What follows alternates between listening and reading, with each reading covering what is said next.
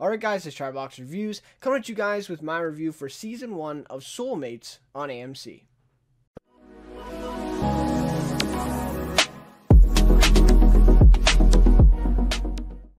Alright, so this was another one of those shows that I really wanted to catch up on from 2020. I think this one's another more recent one, kind of like Moonbase 8 with my last review. I think this one finished up in November, I want to say. Yeah, you know, within the last couple months at least. So yeah, this was one that I really didn't hear much about. I think I did hear some stuff about it, maybe late 2019, early 2020. So it was on my radar at one point, but kind of lost track of it and completely lost track of it when it was actually on and when it premiered. So this one has been coined as AMC's Black Mirror, you know, or that's kind of the way I think of it. That's the way I've seen some people, you know, call it or refer to it as. So that's kind of where I'm going with this one, AMC's Black Mirror. You know, it's an anthology sci-fi series, you know, and of course those are not, you know, very rare these days, right? I mean, there's quite a few sci-fi anthologies or similar stuff like that. Of course, Black Mirror, Twilight Zone, those two come to mind. Those are probably some of the biggest ones of all time. Would that be fair? If you obviously counting the Twilight Zone, you know, original and all the reboots that have come along. So yeah, so this one was really interesting to take a look at. And another reason why I kind of found this one and rediscovered it, if you will, was the Critics' Choice Awards. So those were just announced last week for TV. I think we're still waiting on the movies till this week or maybe next week, but they did announce for the TV shows, and so this one actually got a couple of nominations for the Critics' Choice, and one of them was for Betsy Brandt from Breaking Bad.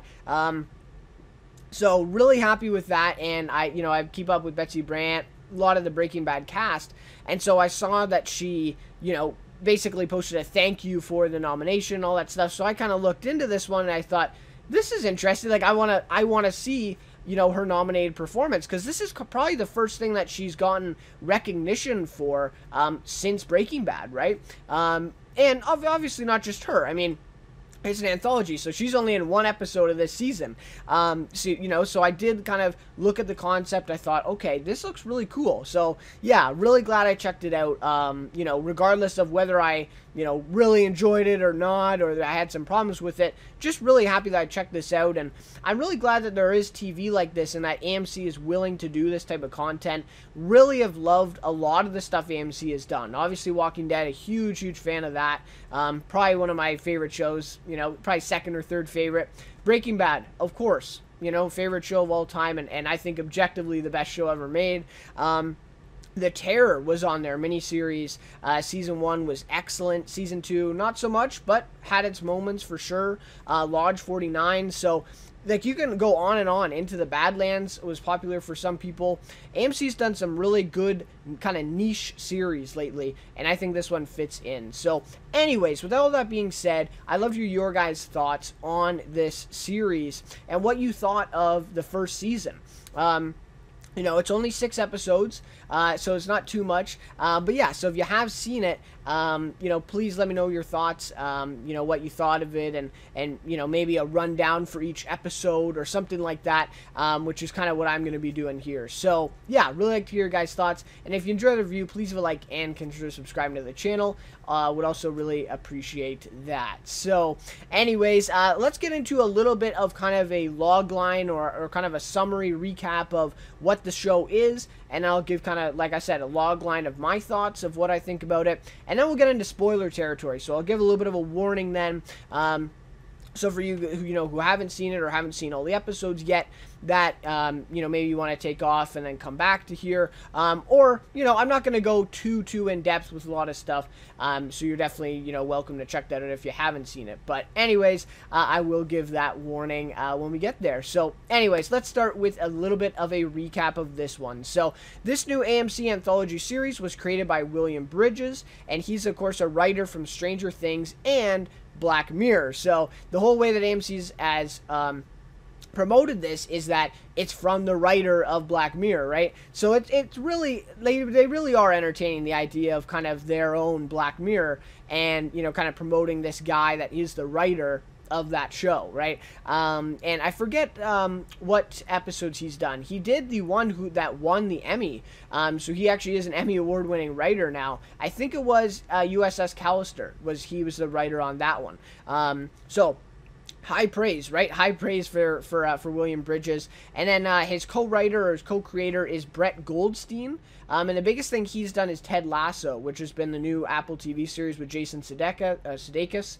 And that one's I've heard really great things about that one, and I might check that out next, to be honest. So two really great names behind this for the type of show it is, right? Some really great backgrounds there. So these two co-write almost every episode. There's a couple episodes there where they don't have involvement in. And partner with 3 other directors over the course of the season. William Bridges actually comes in and directs the last episode, but other than that, it's all different directors. As it is an anthology series, of course, each episode tells an isolated story, which is connected through the themes of love and relationships. So the name of the show, really, Soulmates, it does connect to, the themes of the show, and it is all about soulmates, and of course, that comes back with a sci-fi concept, but at the very, kind of surface level of it, it is love, relationships, marriage, divorce, how all those things come together. So that's really is at the central of all the things that go on, even, whether they might be high concept or not, that is kind of the root of it. So, of course, though, there is a sci-fi twist, right? So these stories take place in a world 15 years in the future where there's been a test developed by the company called Soul Connects that has the ability to find each person's true love or soulmate, they call it, right? And so there you get the name of the show and kind of the whole concept that, basically goes through all the episodes.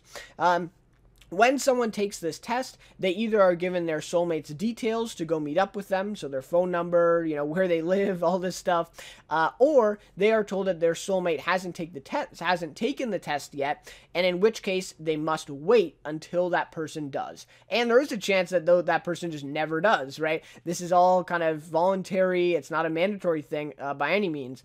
And so some of these people take the test, figure out their soulmate has not taken it yet, and then they have to wait for years, or it could just be a couple days. So, it's all kind of I don't want to say luck-based, but there is a little bit of luck in there to see if that person has taken the test. So, really interesting concept here.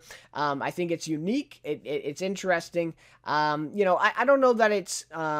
it doesn't have a ton of depth, but it is a very interesting concept that definitely has at least enough depth to play out a lot of episodes and a lot of stories. So some of the varying cast for these episodes includes Betsy Brandt, like I said, Sarah Snook from Succession, Kingsley Benadir, who's maybe doing an Oscar run here for One Night in Miami, David Costabile, of course, from Billions, Suits, Breaking Bad, right?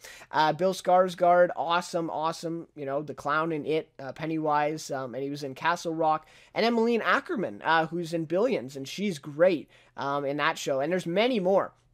Charlie Heaton also is one that I didn't have here, but he is in it as well from Stranger Things. So a really star-studded cast for this one, and that's obviously a huge pull for these viewers. And seeing these actors for one episode is really, really cool. So yeah, really awesome stuff there. Okay, so my thoughts. So throughout the brief 6-episode run, the series presents compelling and thought-provoking stories and characters, right? The characters that inhabit this world and that are placed in these different situations each episode. And this ultimately explores many interesting themes within this new world where true love is determined solely through a scientific test. So the whole concept of true love becomes science, really, and it becomes this kind of proven fact that people trust and believe in, and it's kind of that or nothing, right? And you get the soulmate, they are your soulmate. People don't really question the validity of this test once they take it. I guess some do, right? But those people are most of the time they don't actually take the test. The people who take the test are very convinced of the science and everything around it, right? So I will say though, while there are many promising stories and concepts within each episode, they too often leave something to be desired, whether it's an overly predictable ending or a convoluted message or theme within these episodes, just when it's a little too difficult to understand what they're really going for. Nonetheless, the series is ultimately an intriguing and sometimes emotionally captivating look at the meaning of love and relationships, which I think this series successfully separates itself from the increasingly popular sci-fi anthology space. So, those are my kind of thoughts. Thought-provoking, compelling stories, some really great ideas here, but the execution is just lacking a little bit in some of these episodes where it could have been so much better. It's just almost kind of frustrating to see the way that a bunch of these endings to the episodes are. And it just is a little disappointing. Could have been a lot better and could have really achieved that full potential that they have, because it really is a really good idea. They propose some really good, unique stories that are pretty enthralling, and they don't quite stick the landing on it on every episode here. But I do think it separates itself, and AMC thinks so too, apparently, because they've already renewed it for a second season. So we are going to get a second season in 2021 of this show, which would be really awesome. And so I think it really has kind of carved out a space for itself. Obviously, it's going to be overshadowed by Black Mirror and Twilight Zone. That's just by default. I mean, those two, IPs have been around for quite a while, and they're kind of the big popular ones. I'm probably missing some too, of course, but they definitely are going to be a little overshadowed by those. But hopefully, maybe we get a few more seasons. Maybe, the endings get a little bit better, the writing gets a little bit better, and it might get there. I don't know. I think it has the potential to. So anyways, those are my kind of general thoughts. Now, let's get into some spoiler discussion. Alright, so first off, I just want to start off with some of my overall thoughts of what these, episodes, and how they came together, the endings versus the concepts, like I just talked about. And then I want to talk a little bit about just comparing this to Black Mirror and Twilight Zone and where it kind of fits in with those. So my overall thoughts, again, like I said, the stories, concepts, the characters that they develop are really great. I think it really is well thought out. A lot of these stories are, honestly enthralling. Like, some of them are really unique, interesting. Episode 5 really stood out to me. That was one that I didn't really expect, but then they still kind of related it back to that sci-fi element of the whole soulmate test, and I think that was a really great connection there. I think all episodes did a great job with that, except for episode 4, I would say, because I feel like that story in episode 4 could have played out in our world today, right?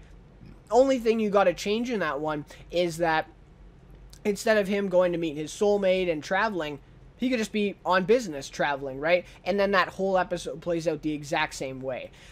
So that one was the only one where I kind of, and that's the only one that was written by somebody other than Bridges and Goldstein, the two creators. So that is kind of an interesting, maybe that writer didn't fully, understand what they were going for, or maybe they really did just give them the reins to that one and said, it doesn't really matter, write this, episode, that you want to write.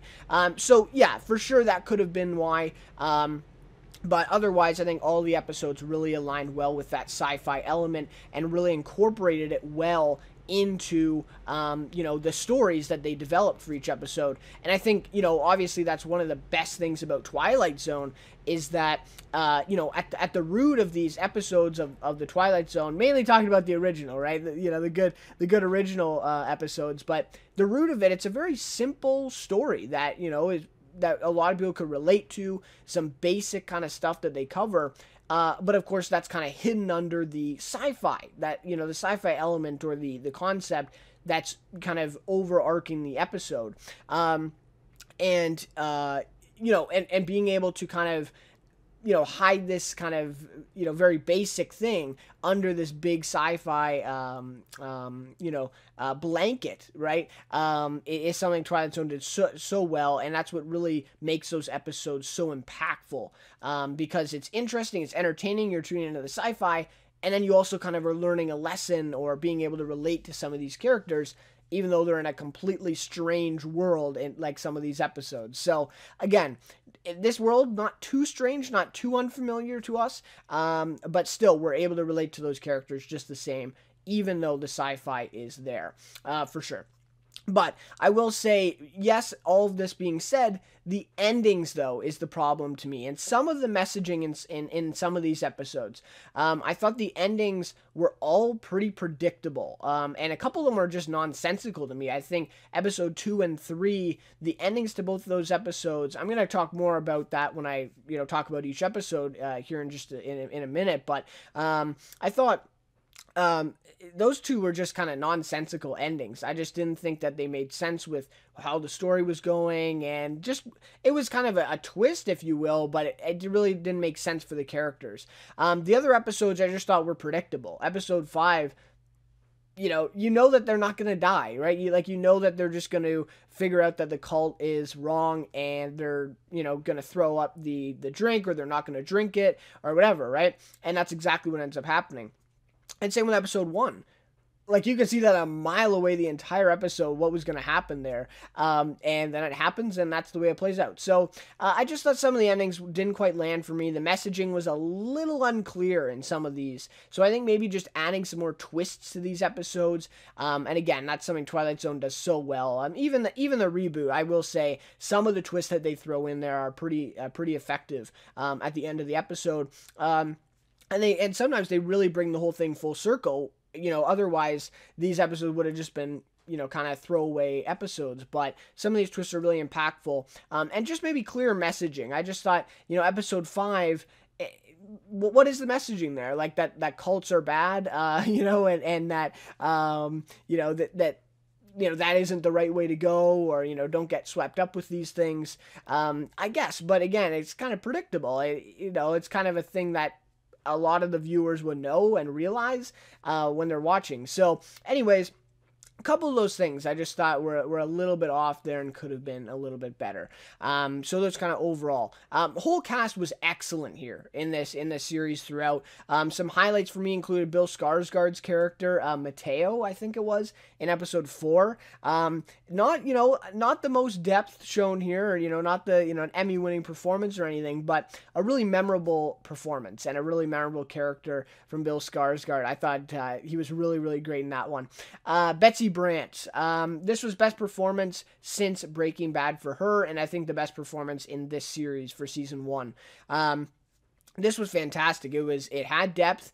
It was dramatic. It was emotional. You really did connect with this character. And then the twist at the end kind of flips it on its head, and you're like, oh, I was rooting for, a serial killer maybe the whole time, right? Like, so it is really interesting, and they do that really well with episode 2, with David Costable's character, in that you're rooting for him the entire episode until the very end, when you figure out what he is, and what he's been saying is a lie, right? And same with Betsy Brandt. You figure out as this, as the episode progresses, you're like, oh wait, maybe she does have these feelings. Maybe this isn't the wrong soulmate for her. So, but anyways, really great performance, and all that is shown through her performance in this one. This was breathtaking. Honestly, it is really great. I think this is even better than some of the stuff on Breaking Bad from her.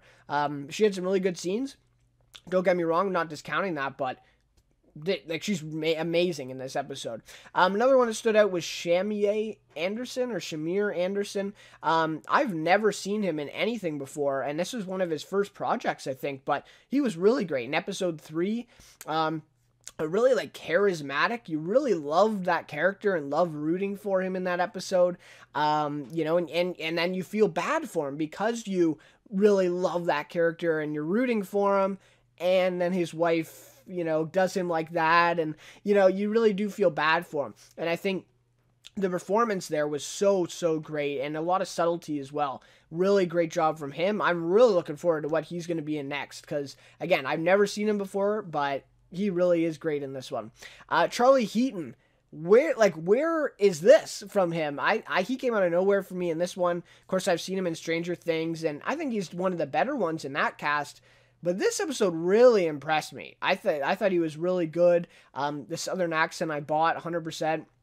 I thought it was really, really good. Really awesome. David Costable was also great. I think he's one of the probably second best performance in this one. That character was literally written for him. He's such a good kind of like I guess jackass or asshole character who's not, he's not a murderer or anything, but he's not a nice guy either. Like he's just kind of morally flawed. And he plays those characters so well. Of course, Billions, Breaking Bad, Suits, like everything I've seen him in, he plays that same type of character, and he's just excellent. Sarah Snook was also really great in this one. She's great in Succession, but that's kind of more of a supporting role, and I thought her taking on somewhat of a lead role in this episode also really great. And some of that emotional stuff that she gave us was actually really impactful. Really, you feel for that, those two characters and that couple. Really great. And then just lastly, I'd say Kingsley Ben-Adir for the same reasons. Really great emotional performance there. And we probably will see him at the Oscars for One Night in Miami for playing Malcolm X. So really good year for him as well, 2020. Really good. So just then quickly on the comparisons with Black Mirror and Twilight Zone. I will say off the bat, this is like a way better written show than the Twilight Zone reboot. Like the writing here is just so much better than Jordan Peele's Twilight Zone, the new one. And I would say similar to Black Mirror. I think, and I haven't seen all Black Mirror. I haven't seen the recent season with Miley Cyrus and Yahya Abdul-Mateen, I think, is in one of the episodes too. I haven't seen any of those, but some of these episodes of Black Mirror really, really great, of course. But I think, some of the kind of mediocre Black Mirror episodes, I think one of these episodes in this one is better. I really think this is really impressive, and I think it does, obviously it doesn't compare to the heights of Black Mirror, but I think it does kind of rival some of those decent episodes or some of those kind of mid-level episodes for Black Mirror. And I think that says something, for season one that's not really established. I think that's pretty impressive. And I will say these stories seem a little bit more focused than Black Mirror because you have this kind of theme of soulmates. So every single episode has to be about love, relationships, soulmate. How does that play into these stories?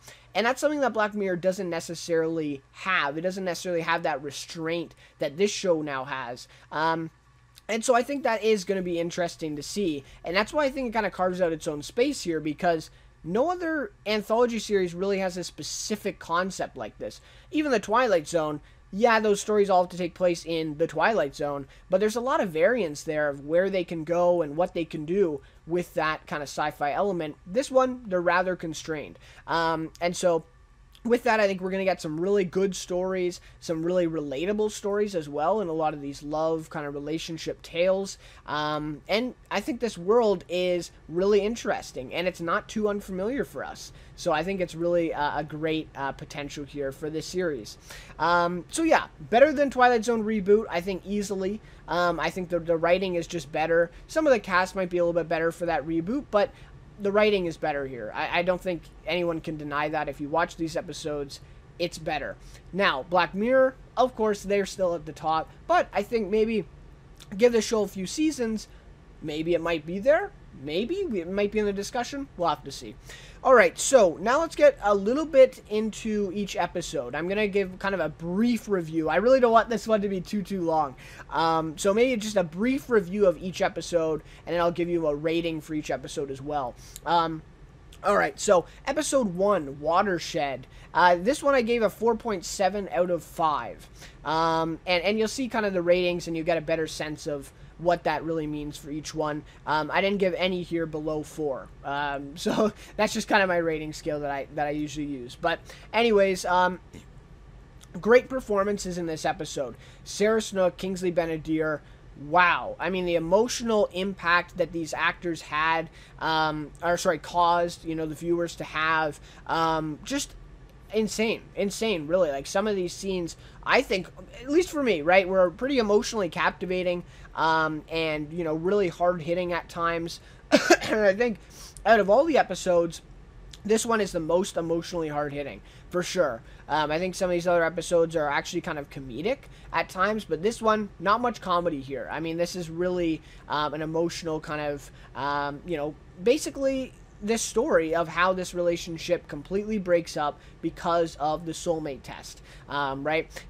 So I will say too, though, this is kind of the most conventional plot, or kind of like clear, heavy-handed message. It basically is that, okay, the soulmate test is here, and it really can have those adverse effects on these relationships, and make people kind of question what their current situation is, where otherwise they wouldn't, right? They would just go on with life, they're happy, but now this test comes along, and they start kind of thinking more about what's going on, and maybe thinking too deeply about some stuff. So yeah, really conventional kind of plot, a little bit cliche, to be honest. We've seen kind of this story before, but I think it was effective. Again, emotionally hard-hitting, really effective in that sense.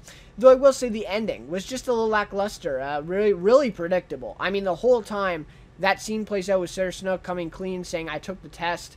You know that Kingsley Ben-Adir's character took the test. Like, going into that scene, I knew that's exactly what would play out, and that's what happened. And then the ending is just that Kingsley Ben-Adir says, "I miss you," and that's it. And then she goes off with her new soulmate, and now they're living these separate lives, which is really heartbreaking, but like it's very predictable, right? Like you knew it was going to go there. So yeah, I don't know. Again, I think it's a good concept, and emotionally hard-hitting. One of the better episodes for sure. Probably the second best episode for me.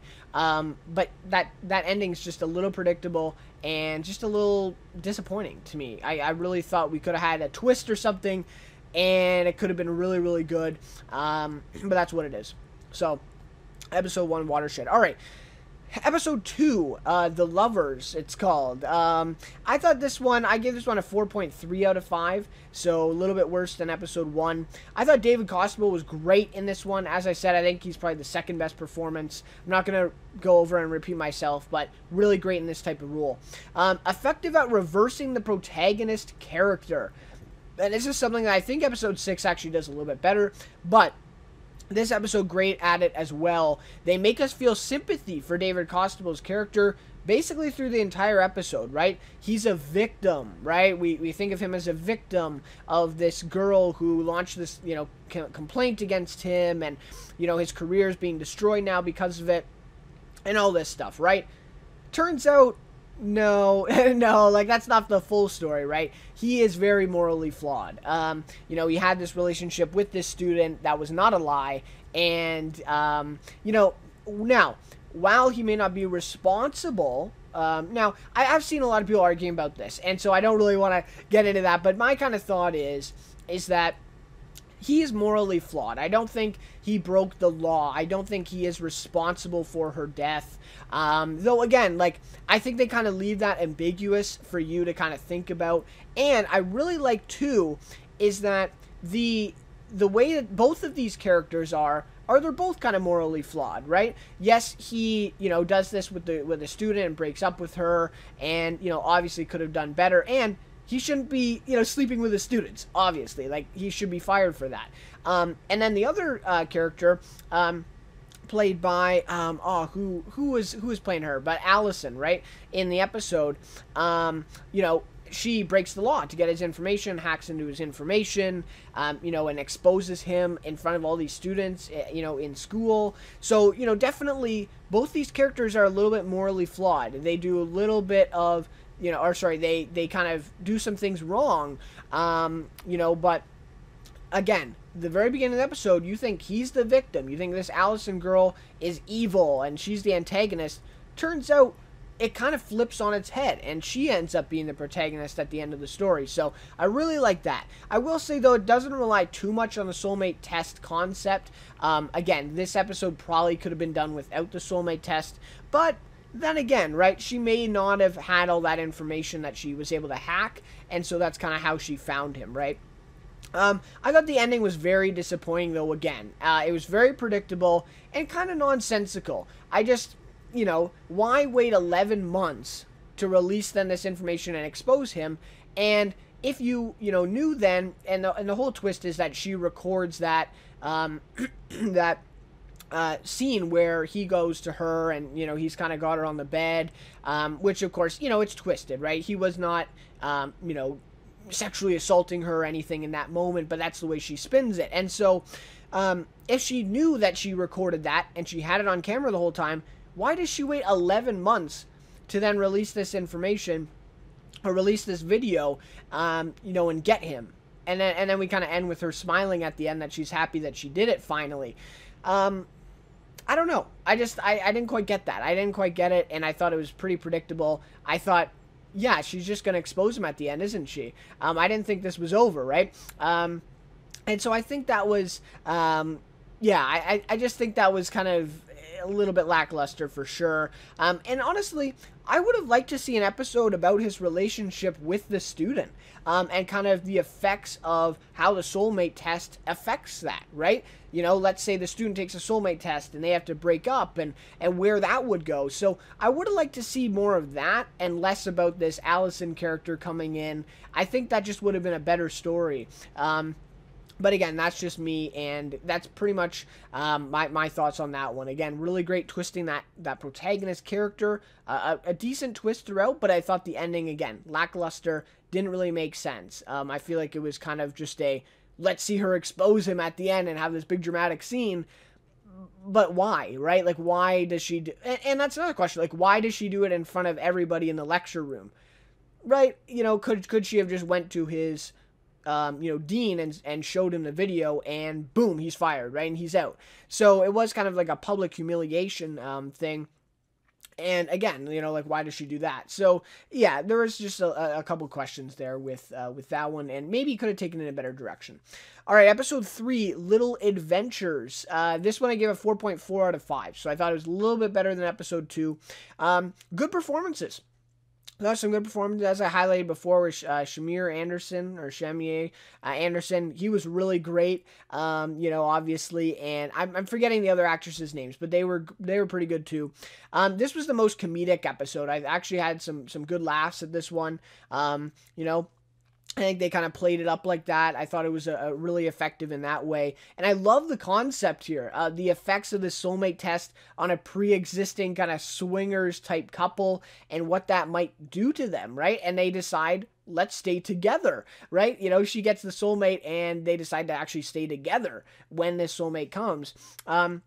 Which is kind of unconventional. So it really does kind of explore this interesting concept of this couple, and also explores the kind of bisexuality of the wife, and what that soulmate test can do, right? Can this test make people attracted to multiple sexes, or was she attracted to women before?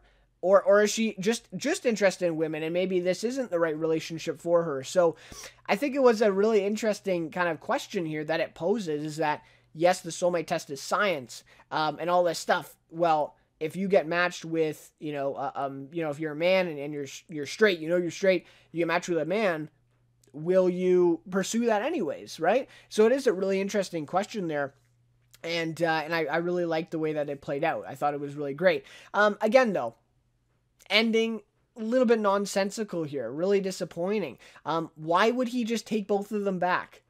That just made no sense to me. At the whole episode, they bring it out like, it's either her or me. It's either her or me, right? He doesn't want to have this three-way relationship.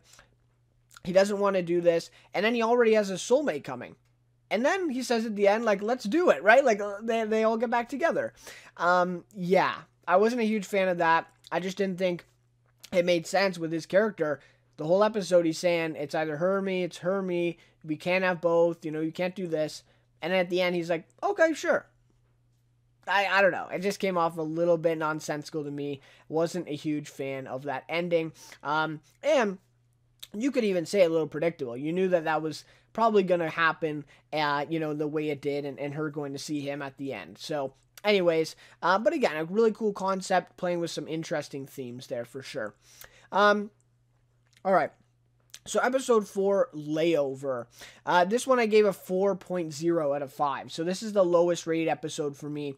I thought good performances here. Again, Bill Skarsgård, probably one of the most memorable. I thought he was really great. And I'd say most entertaining episode too. Like, just some really, they kind of went big with this one, right? With explosions and guns and racing cockroaches and all this stuff. So they went really kind of fun with it. Some dancing in there too. So it is comedic, it is entertaining, we have a lot of different stuff going on, a lot of action and stuff like that. But I thought this story was kind of cliche. I feel like we've seen this story play out in like 10 different Netflix movies before, where they, lose money, they got to find it in one night or something like that. Like, I feel like this story we've seen so many times, and I think this could have easily worked without the soulmate test concept. I think, again, you just put him as, traveling to, on a business meeting or something, and he gets stuck here. Okay, the whole story can play out the same way. So again, I thought maybe incorporate a little bit more of that sci-fi in there. It was just a little inconsistent with the other episodes in that way, for sure. And another disappointing ending that left something to be desired here. Basically, we end with Bill Skarsgård's character comes back and he's staying for a few more days, and that's it, right? Like, he's not. It doesn't even say that he's staying forever and that he's decided to be with him. Right? That's not the ending here. The ending is him literally just saying, well, I think I'm going to stay a few more days. Right? So it's just kind of disappointing and just a little lazy to me in the writing. I think, this is more of just like, oh, we want to see them together to end it, and it's just a happy ending. But it doesn't really make sense. Like, why would he come back and only stay for a few days? I get it if he comes back and says, screw the soulmate, I'm not going to see him, I'm going to stay here with you. That makes sense. But I'm not sure that the other does. I'm not sure that is really that great. As, oh, he's staying a few more days and then he's going to go see the soulmate. Well, like, what are you going to do in those few days, and then you're leaving forever again? So, I don't know. The ending, again, was just a little nonsensical. And some of the writing here was a little bit, again, cliche, a little tropey here throughout the episode. But they kind of went for that high concept. They went kind of, balls to the wall, kind of crazy circumstances and stuff. So, I will give it that, obviously. But I did think, a little bit of cliche here for sure. So this is the worst episode for me, but still better than a lot of the Twilight Zone reboot episodes for sure. Still a pretty decent episode. That's why it has a 4. All right, so episode 5, Break On Through. This one I gave a 4.5 out of 5. So this was what? The third best episode for me. Good performances in this one. I thought Charlie Heaton and Malene Ackerman, a really unlikely duo, like Stranger Things, coming from Billions. Really weird kind of meld here, but I thought they actually had a lot of chemistry, which again, really weird. I'm sure that they've never met before. They've never worked with each other, but I don't know. They really pulled it out. I thought they really had some good chemistry on screen. So Charlie Heaton stands out to me. I thought he was really great. Again, really bought into that Southern accent. And he really just looks the part. I thought he was really, really good in this one. Malene Ackerman was good too, but I think he was a standout. I would say this is the most thought-provoking episode of the series for sure. Basically kind of questioning how people would take advantage of this soulmate test in this new world, right? What would they do with this and be able to make money off of it, right? And that's kind of what these kind of sick people do, is they start this cult-like following, and they basically get all these people to kill themselves and then take their money. Just, very evil, obviously, and kind of playing on that whole cult thing, and how dangerous that can be. So it is really interesting. Again, another really good concept of kind of what happens in this new world where this soulmate test is.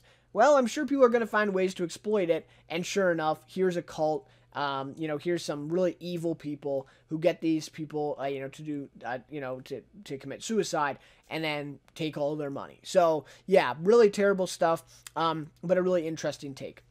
Love the Southern take that we had in this episode. We hadn't seen it before. A lot of these early episodes are all like LA, California, like kind of like mansions people are living in and all this stuff. So it's a little unrelatable, for some people, but I think this Southern one was a nice kind of change, in the setting, and, gave us a little bit of something different, right? A little bit of something different here. I thought the writing was a little bit cliche, though, a little bit stereotypical at times. Yes, they gave us the setting of the South, but there were some, stereotype, kind of Southern things in this one. Kind of just the stereotypical cult stuff as well. Just kind of cliche stuff that we've seen in a lot of movies and a lot of ways that they play out this whole cult theme story. That's what it is. So yes, it was a little bit stereotypical, a little cliche. and another predictable ending. Again, I saw this the whole way through. I knew that they weren't going to drink, you know, whatever that liquid is and kill themselves. I knew that they would break away, you know, and not drink it at the end. That's just what it was leading to the whole time. And so for that twist, and then they end up at the hospital and they're safe. Again, it's like I kind of knew that would happen because you're not just going to leave them on the way to the hospital and then they die. Like, what's the whole point of the episode then? So, yeah, I don't know. I thought, you know, we knew that they weren't going to go through with it the whole episode, and yet that's exactly what happens in the episode. So, again, just kind of an obvious ending that could have maybe been a little bit better had there been a little bit more of a twist. For sure.